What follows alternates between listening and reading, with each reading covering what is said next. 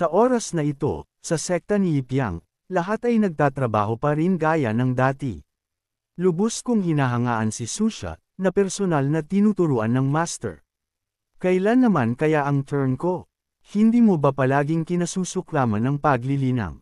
Narinig ito, ngumiti si Yanyu ng abot tenga at sumagot.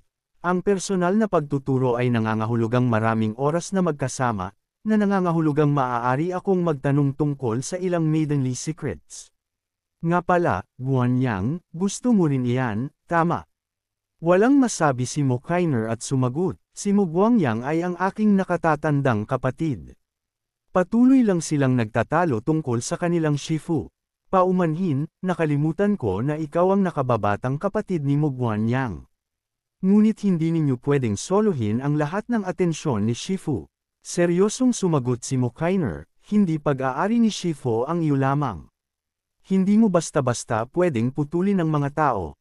Si Yanyu, na palaban, ay nagbigay ng banayad na babala, ang babala ay kapangyarihan. Mas mabuting lumayo ka kay Shifu mamaya. Lumipat ang eksena sa tanghali. Mga ibon ang lumilipad sa kalangitan. Ibinuka ni Yipyang ang kanyang mga mata, pakiramdam na dinukot siya sa Cambodia. Isang babaeng disipulo ang nagsabi, gising na si Shifu. Malapit na tayo. Bago niya namalayan, hinakot na siya ng kanyang harem kung saan-saan. Lubos na nagulantang si Yipyang. Umupo siya at nagtanong, hindi ba ako uminom ng marami at nakatulog sa silid-aralan? Paano ako napunta rito? Sinusubukan ninyo ba akong ipagbili upang maging manugang sa isang liblib na nayon sa bundok? Masayang sumagot si Yanyu kay Yipyang, hindi maginhawa para sa mga babae na lumabas, kaya pinakiusapan kami ng Great Elder na dalhin si Shifu. Pupunta tayo sa likod ng mga bundok kung saan nagtitipon ang mga demonyo upang bawiin ang isang piraso ng spiritual field. Sa ganoong paraan, malulutas ang problema sa pagkain para sa buong sekta. Pakiusap, Shifu, hawakan mo ang fort. Ngunit bumalik lang sa pagkahiga si Yipyang.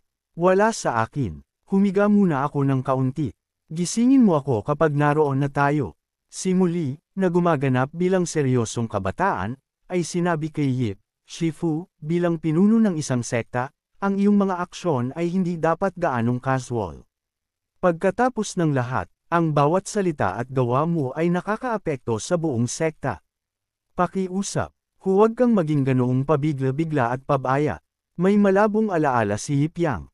Ang matandang Shelly-style na babaeng disipulo na ito ang muli na binuhat ng higanti noon, tama. Gayunpaman, nanatili si Muli na hindi gumagalaw. Shifu, iniligtas mo ako at kinilala ka ng sekta bilang aming Shifu, kaya natural na hindi ako magtataksil. Ngunit umaasa pa rin akong makita ang uri ng kabutihan sa Shifu na tunay na makapagbibigay inspirasyon ng paggalang. Nagsalita rin ang kanyang harem bilang pagtatanggol kay Muli. Shifu, medyo matigas lang si Muli. Baliwalain mo na lang siya. Makakatiyak kang magaling ako sa pagbibigay inspirasyon sa mga tao sa pamamagitan ng kabutihan. Di nagtagal, dumating sila sa isang madilim na kagubatan. Medyo kinakabahan ng mga babaeng disipulo. Ang kagubatan sa unahan ay ang Umbre Forest. Sabi nila, haunted daw. Kailangan nating dumaan dito para makapunta sa spiritual field. Biglang humakbang si Guanyang, ipinapakita ang ilang pino na galaw sa kanyang mga kapatid, kalma lang, mga disipulo. Huwag kayong mawala ng pambabaeng charisma sa harap ni Shifu. Bigla, may nakita siya at sumigaw, may papalapit. Sa totoo lang, siya ang pinakamabilis na tumakbo. Anong nangyari sa pambabaeng charisma? Agad na lumingon si Yanyu na may takot na ekspresyon. Lumabas na sinamantala ni Guanyang ang pagkakataong ito upang sumisid ng diretso sa kilikili ni Yipyang upang magtago mula sa anumang gumagalaw. Kuneho lang ito. Galit na galit ang lahat ng kapatid sa kanya. Nasaan ang iyong elegansya, duwag? Katulad ka lang ng iyong kapatid na tumatakbo sa tabi ni Shifu. Bumaba ka dyan. Ngunit pakiramdam pa rin ni Guanyang na hindi pa niya ganap na napakinabangan ang krisis. May problema ba sa malapit at intimang ugnayan sa pagitan ng disipulo at Shifu? Mas galit pa si Yanyu. Ang kaduwagan ay hindi armas. Huwag mong subukang gamitin ang dahilan ng pagkatakot para tumakbo sa mga braso ni Shifu ulit. Aktibong ginamit din ni Yipyang ang kanyang flash skill, tumalon palabas ng karwahe. Lumapag siya sa harapan, handang manguna. Hindi rin makadaan ang karwahe sa kagubatan na ito. Maglakad na lang tayong lahat. Ang mga nakatatanda at nakababata na kapatid ay nagpalakpakan. Shifu, pakiusap mag-ingat kayo. Sabi nila ang lugar na ito ay lalo nang nakakatakot. Talagang nagiging kapana-panabik na ito. Sa isang iglap, ang buong grupo ay pumasok ng malalim sa madilim na kagubatan na ito, at patuloy silang nagsasabi ng mga bagay na hindi dapat sabihin. Pakiramdam ko ay maaaring lumitaw ang isang demonyo anumang sandali rito. Lumingon si Yan Yu upang paalalahanan si Guanyang, tandaan, huwag gumamit ng masasamang espiritu bilang dahilan upang abalahin si Shifu. Mabilis na sumagot si Guanyang na may matibay na pag-iisip, wala akong kinakatakutang masasamang espiritu. Bigla, isang kawan ng mga ibon ang lumipad sa itaas ng kanilang mga ulo, na nagpatakot sa kanila. Sa isang iglap, sinamantala ni Guanyang ang sitwasyon muli at tumalon ng diretso kay Yipyang. Malamang ay sanay na si Yipyang dito. Masyado siyang tamad para sabihin ang anuman. Parang may natama na ugat si Yan Yu. Galit siyang sumigaw, "Guanyang." Pagkatapos ay sumugod siya at hinayla ang maliit na mink na iyon mula kay Yipyang. Anong iniisip mo na ginagawa mo? Bitawan mo. Ngunit hindi gumagalaw si Guanyang. Pinoprotektahan ko si Shifu. Ang iba pang nakatatanda at nakababata na kapatid ay walang masabi. Seryoso, nakakahiya. Pagkatapos sa wakas na mahayla si Guanyang palayo, mabilis na nagtago si Yan Yu sa likod ni Yipyang. Walang magawa, sinabi lang niya, okay lang. Magpatuloy tayo. At sa gayon, patuloy na lumalim ang lahat sa kagubatan. Sa loob, mukhang sobrang nakakatakot ang eksena na may napakaraming kakaibang marka ng kuko sa mga puno. Hindi na malaya ni Yan Yu ang halata at nakakatakot na pag-arte ni Yipyang. Hindi ka makakatakas sa akin, bata. Walang awang hinawakan muli si Guanyang. Anong ginagawa mo? Sigaw ni Guanyang. Gusto kong protektahan si Shifu. Naramdaman ni Lu Qinger na may kakaiba at sumigaw, may mali sa unahan. Baka may mga lobo, at totoo nga, may isang grupo ng kumikinang na pulang mata ang sumisilip mula sa mga halaman, nanunood sa kanila. Hindi nag-aalala, nanguna si Shifu, wala naman dito. Medyo interesante ang lugar na ito. Linger, huwag kang lumingon, tuloy lang ng diretsyo. Lumakad ng mas malayo ang lima, nakakaramdam ng kakaiba. Nagsisimula ng matakot si Yipyang. Ang tagal na nating naglalakad, sumang-ayon si Yan Yu, at hindi pa rin tayo nakakalabas. Bigla, sumigaw ang isa sa mga babaeng disipulo. Nandito na tayo dati. Tinuturo ang puno na may mga marka ng kuko mula kanina. Tingnan mo, ang puno na iyon ay may mga marka ng kuko. Nagpanik si muli. Tuloy lang tayo ng diretsyo, paano tayo bumalik dito? Ang lugar na ito ay sinasaniban ng masamang espiritu na nang-aasar sa atin. Nakita ito ni Yipyang bilang isang gininto ang pagkakataon upang tanungin ang kanyang mga estudyante. Guanyang, ikaw at ang iyong nakatatandang kapatid ay mahilig sa formation. Sige, suriin ninyo ang dahilan. Medyo nagulat si Guanyang. Posible bang nasa loob tayo ng isang malaking formation? Nakita ito ni Yipyang, hindi siya nag-atubiling sumagot. Oo, Guanyang, ang number 1 self-proclaimed formation expert. Walang sino man ang makakalapit pa. Nagsisimula na siyang maging sobrang ipinagmamalaki. Yan Yu, tingnan mo kung sino ang mas mahalaga kay Shifu. Sa tingin ko, ginawa ng demonyo ang kagubatan na isang labyrinth para guluhin ang ating pandama at bitag tayo. Medyo ipinagmamalaki si Yip. Nagtanong pa siya, ang iyong pagkaunawa sa formation ay kayang turuan, kaya paano natin ito lulutasin? Sinimulan ni Guanyang ang kanyang grand quest upang lutisin ang problema. Nag-isip siya ng sandali at sinabi, hayaan mo akong mag-isip.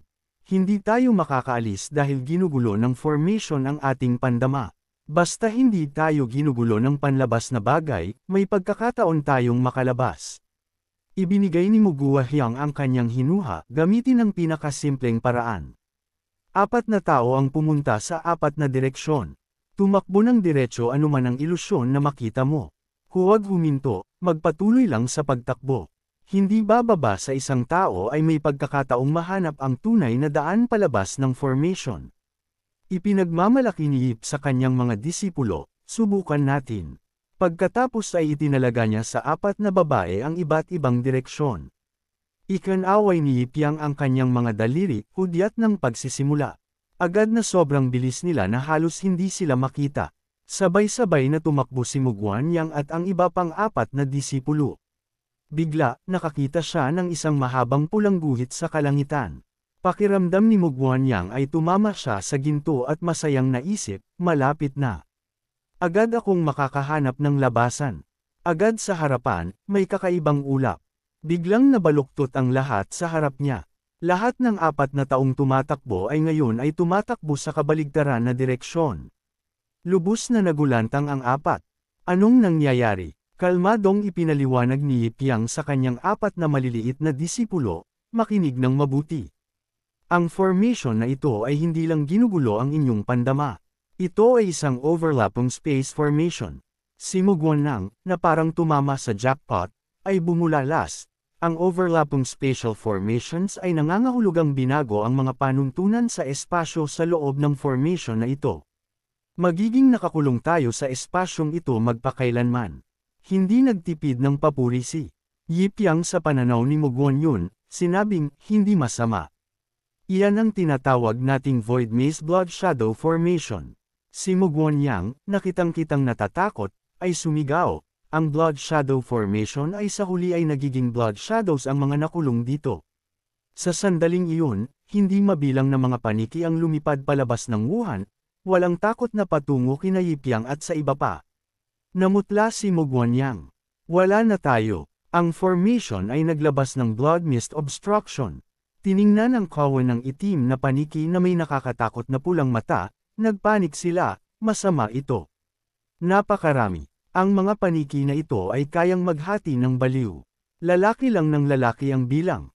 Sobrang matindi ang kanilang mga ekspresyon, ipinapakita ang kanilang mga pangil at kuko habang lumilipad patungo sa kanila. Teacher Yip Yang, hindi pa tapos ang aralin. Hayaan mo akong turuan ka kung paano linisin ito. Habang nagsasalita siya, mainit na kumikislap ang mga apoy mula sa kanyang mga daliri. Mugwan Yang, tingnan mo ng mabuti. Kinatatakutan ng masamang enerhiya ang apoy. Idinikit niya ang kanyang kamay at ang apoy sa kanyang kamay ay nag-transform sa isang kakaibang simbolo. Matutunan mo ito at kaya mo rin silang harapin mamaya. Si Mugwan Yang at Yan Yu na nakatayo sa tabi niya ay kaya lang tumunganga sa pagkamangha. Isang fire attribute talisman na naglalabas ng napakalakas na aura ang lumitaw. Ikinaway ni Yip Yang ang kanyang kamay, pinapalipad ang talisman. Ito ay basic stuff lang. Isang Fire Talisman level 100. Ang sobrang VIP Pro Talisman na iyon ay lumipad ng diretsyo patungo sa malas na mga paniki. Huminto ito mismo sa gitna ng kawan ng paniki at nagsimulang kumikinang.